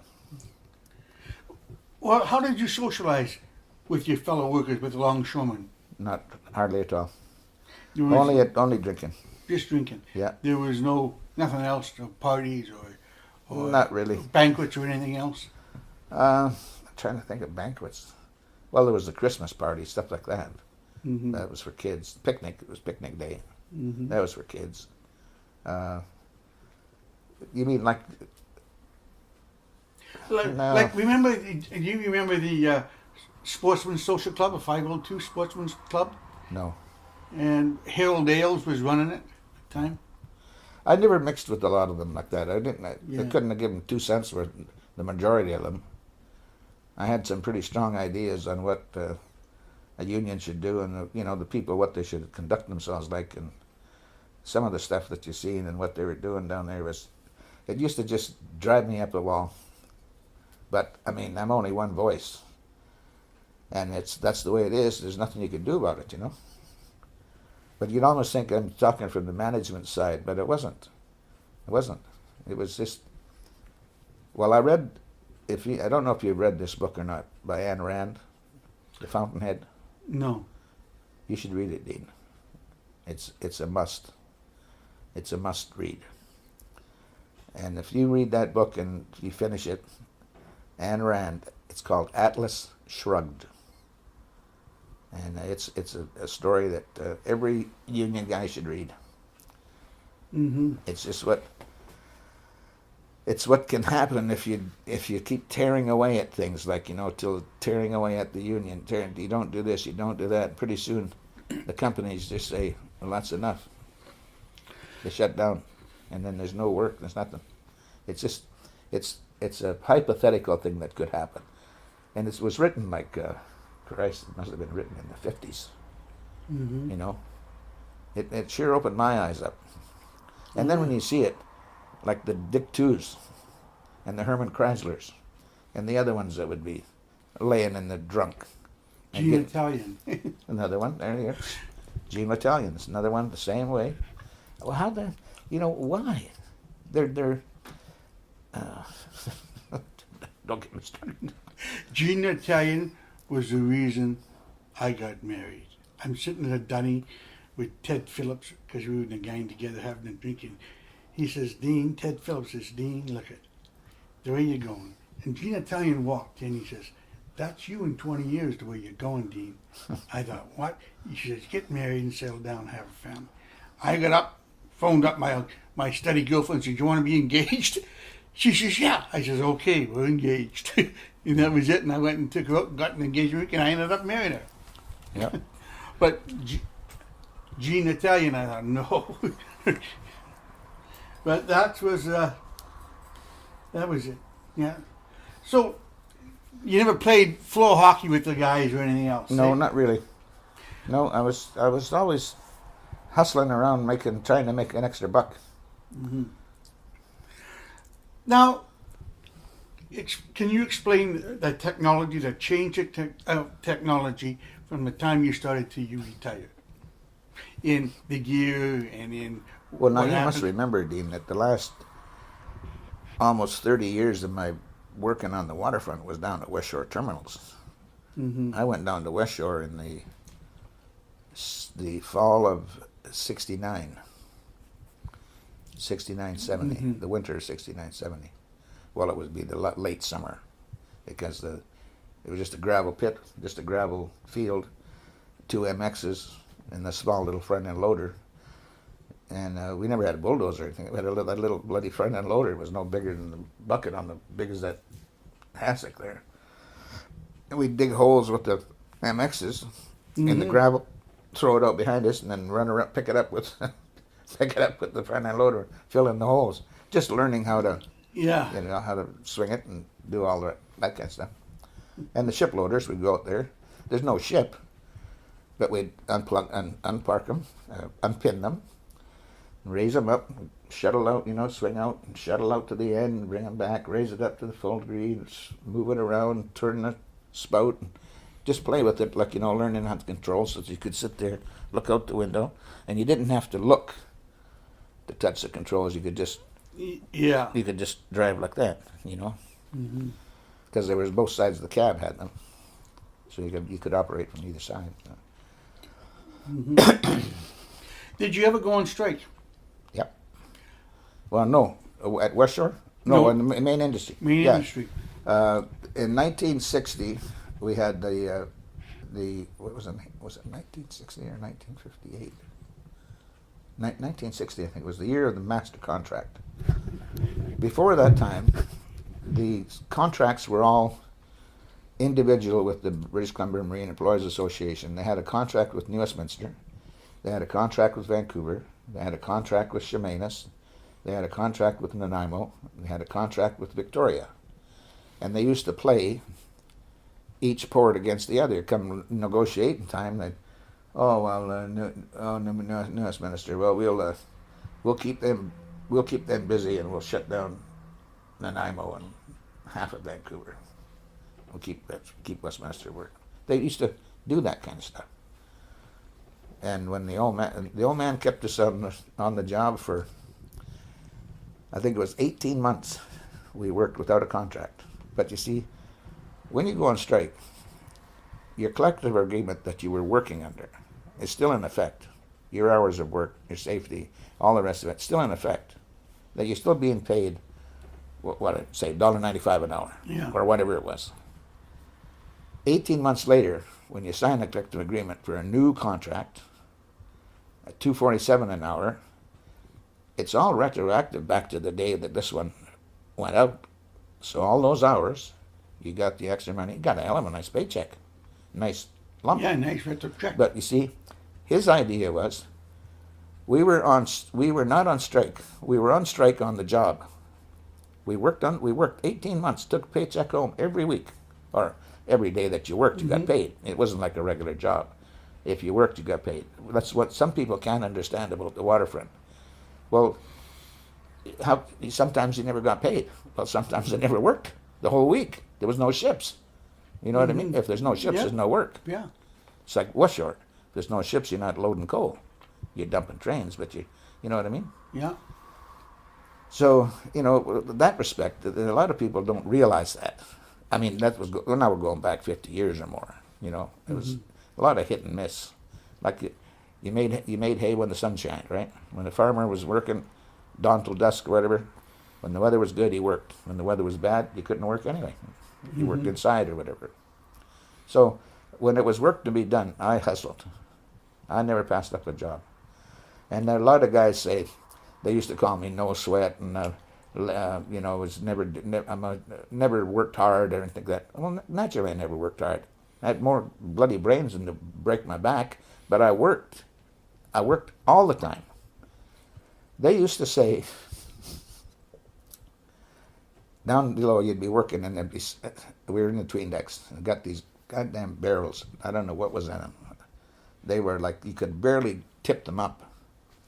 And now we have to get them into the wing and stand them upright, just a row of them in upright.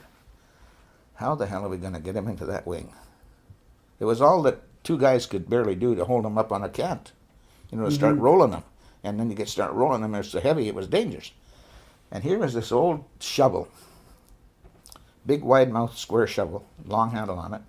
I grabbed this shovel and I said to the guys I was working, tip that barrel up. So they tipped it up and I put the shovel underneath it. Okay, now tip it up and cant it. Now that barrel is sitting on that spade. I said, okay, now I'm going to pull and you guys push, see if we can just slide that down into the corner here. Jesus, was it? Boom. Tipped it up, pulled the shovel out. Stowed that 4 barrels like nothing flat. The other guys were on the other side. We got the next load down, which was, we stowed it. They're still wrestling with their first load. Now the hook is hanging, right? Yeah. Now you sit down, wait for them guys. And this old side runner said one time, he says, if a job is really tough, he says, what do you want to do? He says, get Labinsky. If there's anybody that can figure out an easy way of doing it, it's him. Yeah, that's the kidding. Yeah. And that worked like a charm, Dean. Mm-hmm. And it was just a matter of, there's an old shovel, steel, going to slide. Good. Worked like a charm. Mm-hmm. Yeah, it was fun. I enjoyed that. I really did. But as far as socializing with the guys, I had a couple of guys that I used to drink with or go drinking with, or you could say socialize with, that you work together with. You know, you look forward to working with. The guy was Stan McBride, and Lou Laliberty was another one. That nobody really liked Lou Laliberty's Indian, drunk, and all the rest of it. Mm-hmm. But Lou and I we got along good together. Lou, he was a friend. Good guy. Well, I thought he was a good guy. He was a reprobate. You know, he was a crook. Yeah, but he was pretty fortunate at times. Oh yes. He got away with a lot. Oh yes, I know. Yeah, I drove him to work for years when he had no car down to West Shore. Mm-hmm. That's going back a long time. Oh yeah.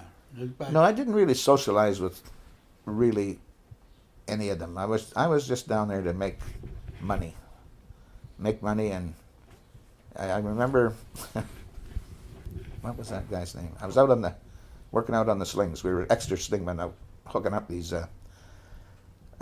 package lumbers because they were stowing them so fast that they had to have a set of guys out there to hook them up. You know, get them ready. Yeah. Give the old guys a little bit of a hand out there. And I remember this one guy said, I was just coming up to, I was 20, and I said to this guy, I said, you know, if the next 20 years are as good as this last, that wasn't even 20 years, I mean, I was only 20 years old. I said, if the next 20 years are as good as his last years, I'll be just fine. You know, I mean, I was counting the chickens before they were eggs. Yeah. That kind of thing. You know, I had it not really planned, but I wasn't going to be working until I was 70 or something like that. I was going to, I would take early retirement as early as I could go and that kind of thing. It was just, that's just the way I was, you know. Mm-hmm. Not, I don't know what you'd say, Dean. I wasn't really a social like that. Just, you'd go and drink with the guys, but you wouldn't invite them home for Christ's sake. You know what I mean? Well, how did the job affect your family life? Not really.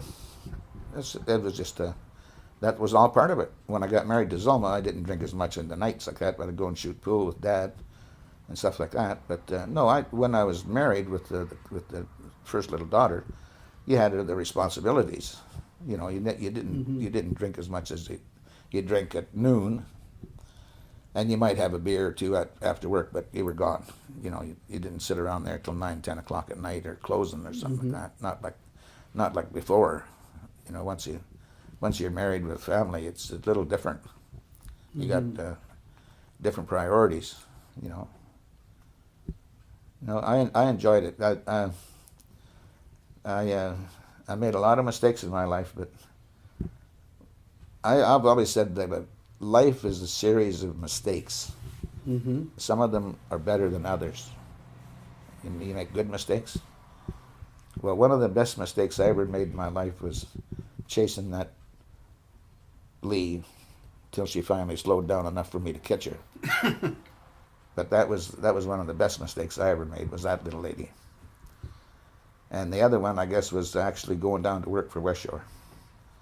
That was another mistake that turned out to be one of the best ones I ever made in my life, other than Lee and Zulma. So Zulma had the kids with, and it kind of broke down because she wanted to go back to Holland. And she wanted me to come back to Holland. Well, I don't speak Dutch, and what would I do in Holland?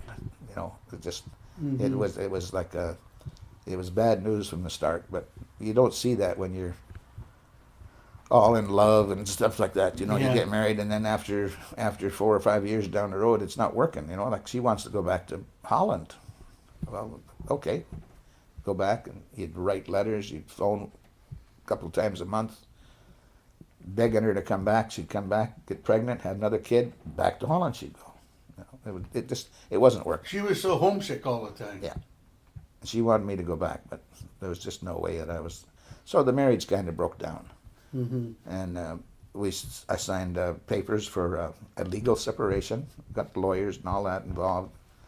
And because she had 2 kids, you see, she couldn't take the kids out of the country. Mm-hmm. So we signed the papers that she could take them out of the country for 3 years, and she had to come back after 3 years. Or the kids had to come back, one or the other. And of course she never did, and it just kind of like, and 7 years to the day that I got married on September the 21st, and the divorce decree came in mail in a brown envelope, great big thing. It was all in Dutch, except I could make out September, the way the Dutch print it, and the dates.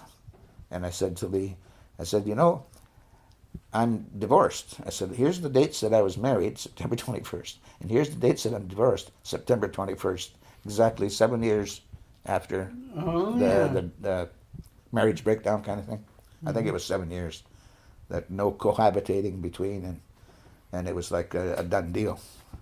But and I remember her saying to me, you know, if you want to, we could get married. And she looked at me and said, Labinsky, I wouldn't have you on a bet.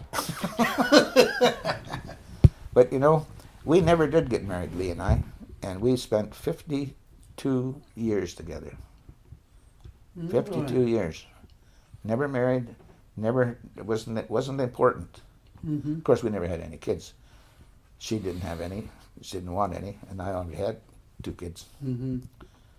Well, 3. The boy was born over in Holland. But yeah, it was just one of those unfortunate things, Dean, that marriage broke down, and then Lee and I started.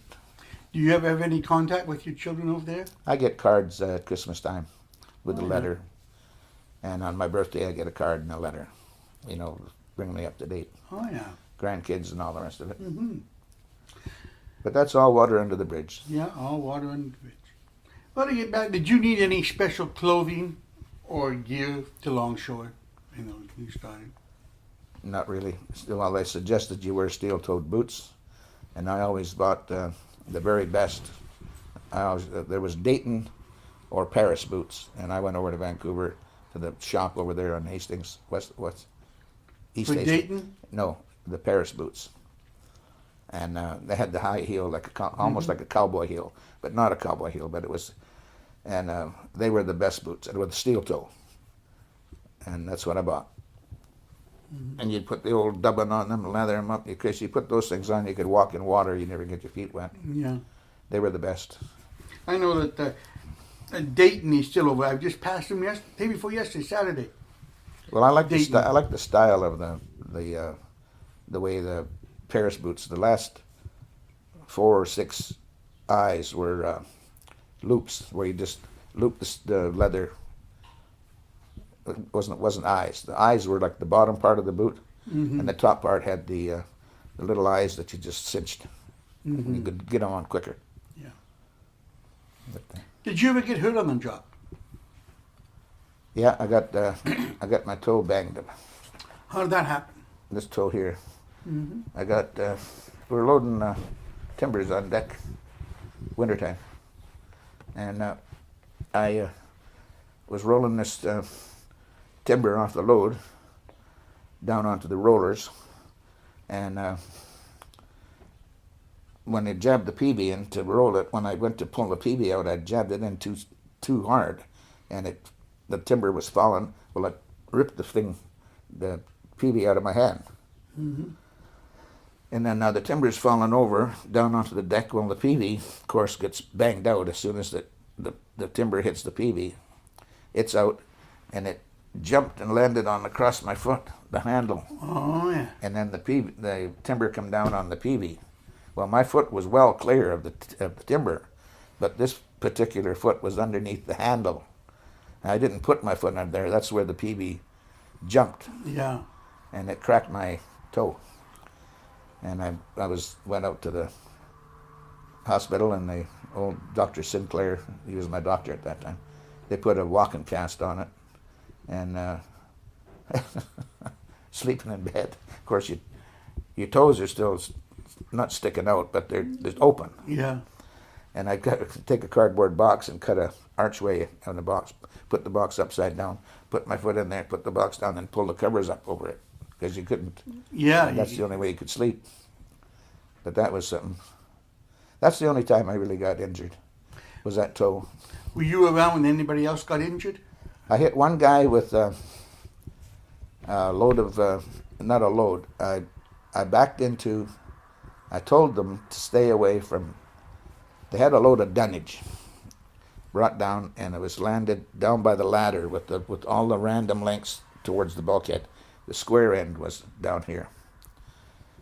And the stupid bastards would stand on the end of this load while you're down working in tight corners, and I told them, get away from that load. Don't stand down there. If I'm backing up or something like that and just nudge one of those boards, it's going to slide out. And this goofy fuck down the other end there, he's, another one of them. Mm-hmm. I backed out with the plywood or whatever the hell I was loading, just nicked this corner of this load of dunnage, shot a couple of boards down and hit the guy in the thigh. Oh, you did that on purpose. Just stupid. That's the only guy ever, and it wasn't, yeah, sure, I was driving, and I told him about it, what good is it? But that's the only one that I could ever remember. Mm-hmm. There was no women working down there at all when you were... No way. What do you think of the companies that you worked for? Well, they were okay as far as I was concerned. Some of the foremen were... Well, I think Empire was probably the worst. I don't know why. But they would sneak around in the tween decks. Look, everybody on the waterfront, young guys, old guys, whatever, you take a bottle of beer, have a drink of beer. If it was a hot goddamn day and you could get a couple of cold ones off the cook, you could sit there in the tween decks and have a cold beer. And these suckers would, you're fired. You had a bottle of beer. The guy's 150 bloody pounds, has been drinking for 6 years every night. A bottle of beer is going to make him drunk? I don't think so. It was stupid things like that. One time, I'll tell you this story. This is a true story, too. I tell this down south. We're working on deck. Up on deck, it's the middle of bloody winter. The ship's got a list to it. It's about 3 bloody degrees to the water side. Okay, it's about like so. Mm-hmm. So, and we're loading timbers. We're loading timbers off the dock. So there's nothing on the water side. It's just the deck, and then there's the water. Well, I threw my peavey down on the deck, like we'd finished stowing our load. So I dropped my peavey and waiting for the next load to come, and my peavey slid across the ice and snow on the timbers and over the side, down into the Fraser River. Well, Charlie Watson came running up and said, Labinsky, you're fired. He said, I saw you. You threw that peavey over the side on purpose. He says, I saw you. I watched you do it. I said, Charlie, I never threw that peavey over the side on purpose. I said, it slid across the deck and went over the side. He said, no, I saw you. I said, Charlie, if I'd have done it on purpose, I'd have done it like this. And I grabbed the peavey and went out into the Fraser River. I said, that was done on purpose. You're No, like that. Threw it down on the deck, slid along the deck, and into the check. Mm-hmm. They got hundreds of them. Yeah. I saw you. You did that on purpose. No, I didn't. Yes, you did. Look, Charlie, if I'd have done it on purpose, I'd have done it like this. Grab another peavey and throw it over there. And then that was fired. Way you go. Yeah. And the quickest drunk I ever had on the beach, Charlie Watson fired me. He fired a lot of people. The 100-year with Roman on the slinging up. Saturday afternoon shift. And I hadn't drank for about 3 or 4 days. And this guy, the guy who signed me in, I forget his name now, but he'd found it at home. He'd hidden it and found this bottle and he brought it. Yeah, come on, Dean. He pours me a coffee cup out of his thermos. And I'm sitting around, okay. I down it with him. And then we hook up a load. And it's 5 after 5. Come back, pours me another one. Be careful. He drinks it down. Be careful. And I go out. Something, 3 of them. And I went out. I couldn't get up. I was sitting in the swimming shack. And it was about 5:15. And that was it. Yeah. And the next thing I know, it's dark out. And so it must be 10 o'clock at night because it was a summertime. Charlie watching and shaking me. Are you okay, Dean, and everything else? He got Gordy Simon in to drive me home. And he says, oh, by the way, Dean, you're fired. Yeah. Pat you on the back with one hand and stab you with the other one. Yeah. Hipwell. Yeah, Bud Hipwell. That's his first name was Bud. We become real close buddies. Even though he became a member at Peace Portal, we played golf together the last years. But before that, on the waterfront, it was Christmas time. It was Christmas Day. I mean, the Christmas Eve day, and he hadn't got a Christmas tree for him and his kids and stuff. And I said to him, Bud, I said, there's 2 trees where I live. I got a tree and Lee got a tree, and my tree's sitting down in the basement. I said, you're more than welcome to it. What kind is it? I said, pine tree. It's about 5.5 feet high. It's a nice tree. I'll get that. He says, yeah. So he followed me up to where I lived, where Lee and I lived, and he took this tree, and I wouldn't take a damn dime from him. But after that, if there was an easy job on a ship, if I went over to Vancouver in a crew, and Hippo was in charge of that ship, and he says, oh, geez, there's Labinsky. He's down number 2 hatch, slugging it out on that shit. I need a forklift driver this afternoon. Labinsky, get up here. I got your replacement coming. You're driving forklift this afternoon. You know, just for a lousy Christmas tree. Yeah. Because I felt sorry for the kids. And after that, we become real close friends. Like, he couldn't do enough for me. Well, I shouldn't say that. Let's put it this way. If there was an easy job coming up, and you were, a friend of his, there you went. He looked after you. Yep. And church ski was another one. I got the first time everybody was telling me about this church ski. He was such a mean motherfucker. And the first day I think he worked for Canadian. Yeah, he died in an assault. Yeah, he got in a hopper. Yeah, in a hopper, yeah. Smothered. I looked at him and I said, hey, you flat-faced hunky. Flat-faced hunky. What'd you say? I said, you flat-faced hunky. What do you want me to do? And he kind of looked at me, got a great big smile on his face, and started laughing. and then after that, we were good buddies. Church ski, Labinsky. Yeah, I know, but something? I never saw him smile. No, he was a character. He was a character, but I didn't know what it would take, but I guess you saw him smile. But all the years that he was just I called him a flat-faced hunky. Yeah. What else, Dean? Did you ever visit the waterfront before you started work? Before you started it, did you ever go down, play on the docks, or go down with your dad and? No, the closest Gordy and I ever got was when we were Saturdays. We had violin lessons. Gordy and I, we were just like this, small, and we'd go into New Westminster on the tram, have our violin lessons, go down to Ziegler's and leave our violins at Ziegler's, and then walk down to the PCT and to the guard shack there, and we tell the guard shack, the guy that. My dad was working on whatever, I forget what docks they were called at that time, 1D, 3C or whatever. Yeah. And we could, okay, now be careful, we've done it before. And we'd walk down there hand in hand. I'd be holding Gordy's hand and walk down to the ship and stand there and say, our dad is working on this ship. Oh, who's your dad? Leo Labinsky. Oh, yeah, he's number 2 hatch. Hey, Leo, you got a couple of kids out here. Dad would come down, give us a couple of bucks, or 50 cents or whatever, and we'd go and see a show, and then get our violins after the show and go home on the tram. But that was the only time that we go down to PCT, only PCT. The other docks we never went to, and it was always like a Saturday. If he was working, we'd know where he was. That's the only time. But other than that, never. And as far as what they were making as far as money goes, I never had any idea until Gordy was down there working a half a day and making as much as I was in a week. Or that's a little exaggerated, but he was making more money on the waterfront, working less hours than I was at Woodward's. You know what I mean? Yeah. And that's when I wanted to get down on the waterfront. So I asked Mr. Keach, I wanted to raise.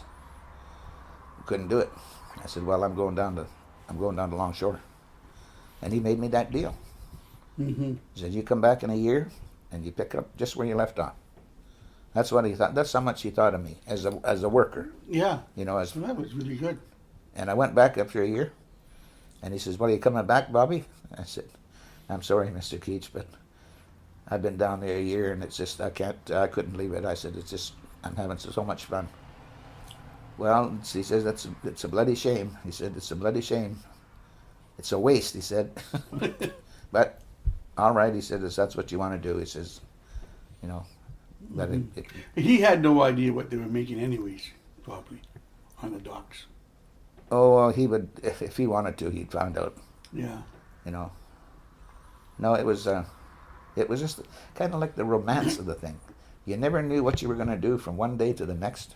You get a call back, "Oh, great, you got a job tomorrow." Mm-hmm. Most of the time you were finished. Then you had to scrum, Yeah. screw around, try to get a job. I even liked the dispatch going back, going back and forth, because you had to turn your plate, and then all of a sudden, a bad job come up, people go up and turn back, back and forth, and meeting the guys in the hall at dispatch time, finding out what's going on and all this stuff. Yeah. That was all part of the job, and I really enjoyed it.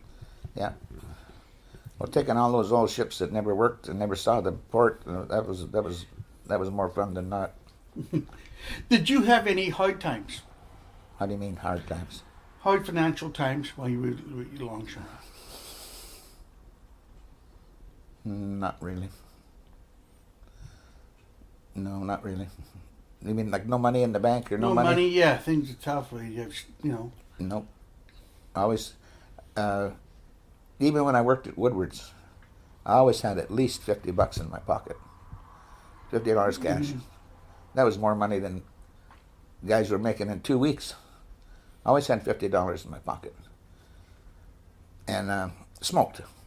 Well, I smoked at that time Export A. Oh, Jesus, Dean, he'd open up a package of Export A down in that men's, the boys' bathroom downstairs at Trap Tech. And, you'd put the package, you'd take it out, put it in, like you never broke the seal. You never Yeah. break the seal. You turn the package around, put it back.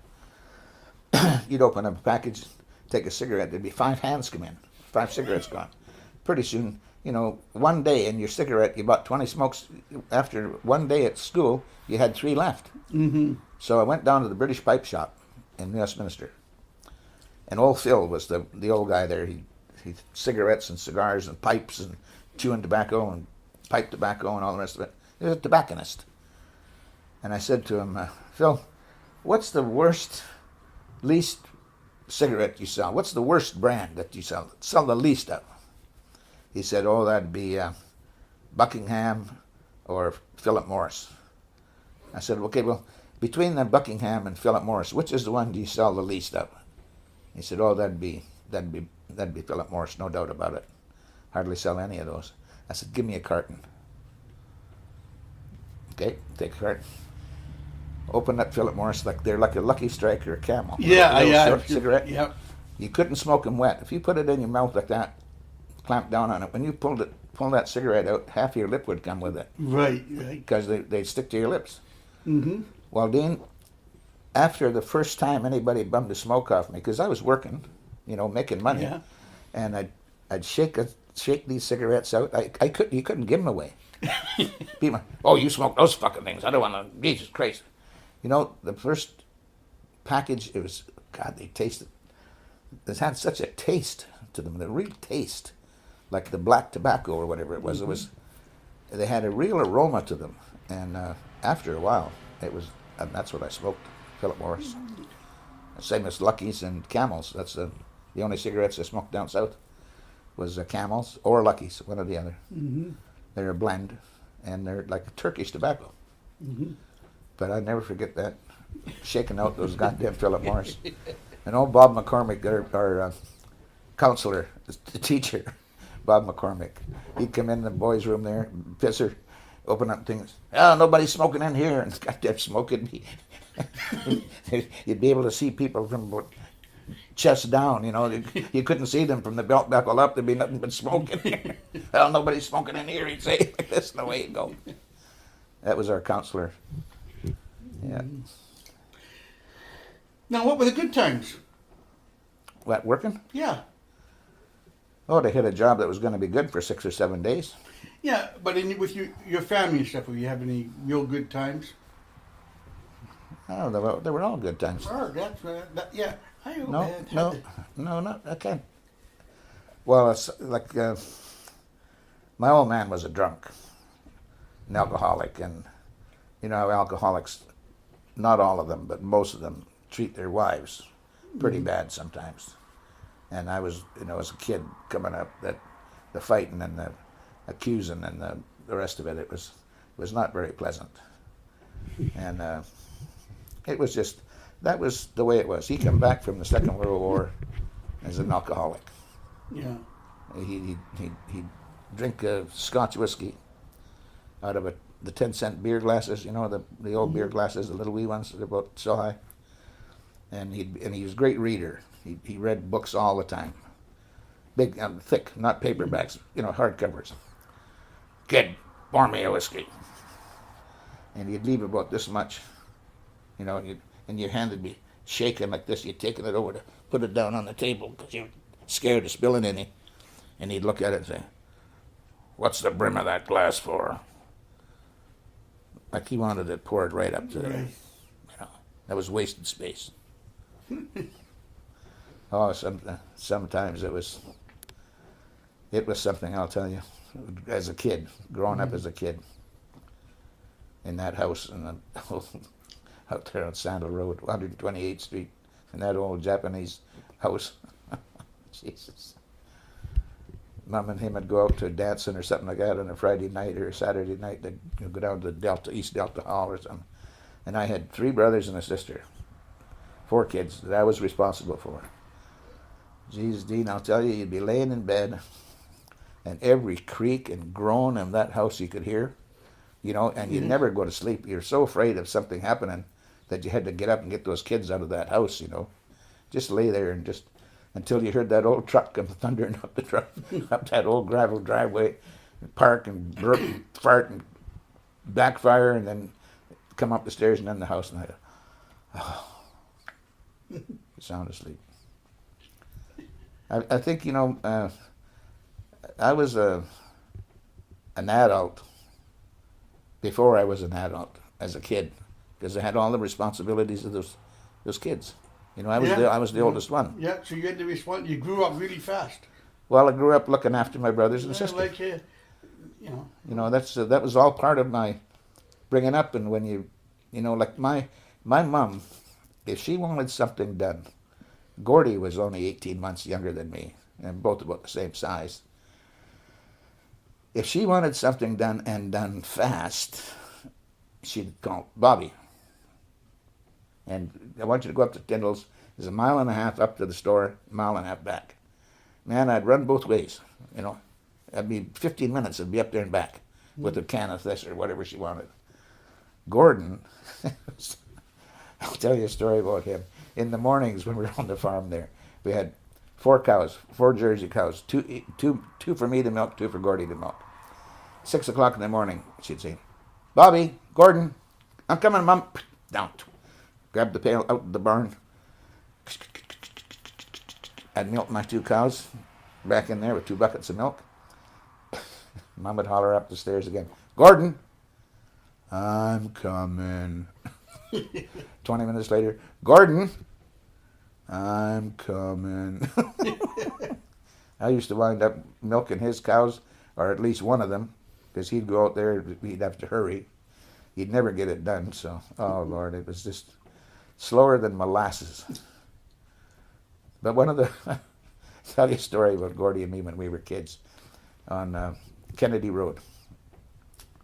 We're playing in the potato patch. Dad had planted potatoes. And of course, we're out there. It's a summer day, hot. Big, big flowery potato plants. We've got little trucks that are driving around in between them and everything. And Gordon's getting on my case. He's always getting in the way. So I took him. Now, you remember the bib coveralls? The bibs with the suspenders? Mm-hmm. I took him, and there was a nail in the side of the garage, of the barn. And I hung him on this nail. It was just like I could just pick him up and hang him. And he's hanging there off the ground on the side of this building by his suspenders. And he's just hanging there. Sun's beating down on him. Mama comes out, it's lunchtime. Bobby, lunchtime. Okay, where's Gordon? I said, he's fine. I guess just the way I said it, he's fine. Where's Gordon? He's okay. And down the stairs she comes. And there's Gordon, like a radish, hanging there on this. Geez, did I get a licking then? Oh, my God. Whoa, man, did I get a whipping that time. I got a licking every day of my life. Every day of your life, eh? Yeah, I got a spanking every day for something. A lot of the times, Dean, I was guilty. But no, my growing up wasn't the most pleasant, and that's why I left home when I was 13. I left. Oh, home. you left home when you were 13. Yeah. I went into New Westminster, and I went to the Royal City Cafe, and there was the Columbian newspaper, was the Westminster newspaper, Columbian. I was looking for some place like a boarding room or whatever, and there was this 516 4th Street up the hill. So I walked up there, and there was this elderly couple, English couple, and I went in there and I introduced myself and told them that I wasn't going to quit school. I'm still going to go to school, but I had to have some place to live, and could I, room and board, the sign said. And she said, all right, it was going to be $30 a month, room and board. That was fine, but I didn't have $30. And I told her, I said, I don't have $30. And she said, well, what are you going to do? I said, well, I'm going to get a job at Woodward's, and I'm still going to go to school. I'm not quitting school. All right, she says, what we'll do, Mr. Labinsky, is we'll put you on the cuff. What's it like in the old days? I guess they used to write it on the cuff of a shirt or something like that. All right, she says, we'll put you on the cuff. So I worked at Woodward's. I get my check, go down, pay my rent for the month, and that's where I went. Had a little room in the basement, a bed, a little bureau for socks and shirts and stuff, little clothes closet, 2 windows on the corner of the basement, and that was up on 516 4th Street. Yeah. And how did you like it? No problem. Some days when I quit Woodward's and started working on the waterfront, I still lived there. And I'd go home in the evening, you quit at 5, take a bus up the hill. I'd get up there maybe 4:45 to 6 or something like that, 5:30 or whatever. And we're sitting at the kitchen table in this great big kitchen, and the vegetables and everything's in bowls, And if there's a roast or something, the old man would cut the roast and he'd hand him your plate and he'd put the stuff on it. I'd sit at that table, I'd fall asleep. I was so tired. Mm-hmm. I mean, so beat that I'd fall asleep, literally trying to get the food to my mouth. But I mean, you're just a kid. Yeah. You're working against a guy there who's been there for 20, 30 years. You can't keep up to that. No. You can try. That's what screwed up the shoulder. It's rotary cup here is screwed up. This arm is something fierce. But that's beside the point. You can't work with a young kid, 17 or 18. You're pretty skookum if you've been working on the waterfront when you were 14. Mm-hmm. But if you never did any kind of work like that, if you never worked on the farm or something, and you were just messing around from school to running around drinking and chasing women, and then you got a job like that, kill you. Yeah. I remember my first job was doing sacks, and I lived in Carnarvon Street, Mom and Dad, 313 Carnarvon, and I'd walk home, sit down, and we're waiting for supper. I never made it. I'd fall asleep. I'd be fast asleep. I'd wake up in the morning, and she'd have a big breakfast for me and pack me a good lunch. That was it. I never made for the first month. I never had supper. No, that was the same way, Dean. That was the way it was. We were just kids. Mm-hmm. Well, kids, I mean, well, it's all relative. What did you think of New Westminster? The waterfront and the docks. I want to know what they're going to be doing is they're putting a pathway up in kiosks every so often about what type of work and on each dock. Well, I'll tell you, Dean. New Westminster, it was a fairly good port at one time, but all those wooden docks from say where the restaurant was, the Neptune Terminal. Yeah. From there up to the bridge, it was all old wooden docks. And number 7 dock way up there was the plywood was up there in those sheds. Those docks, I'm telling you, there was some places where you drove forklifts on them. I mean, I wouldn't have parked my car on the bloody things because it might not be in there when you go pick it up at 5. There was holes all in the bloody thing, and that's the provincial government or the federal government or the companies that were there. They just let that bloody place ran ragged. Yeah. You know? Yeah. Pretty soon there was no ships at Neptune terminals anymore. There was no ships at the old B&K, the feed store. They had dock there. Used to have lumber on the docks, and that went away. Mm-hmm. But oh yeah, it was. They just let it go. Just let it go. Well, okay. We'll call that an interview, okay? Yeah, whatever. You're the guy.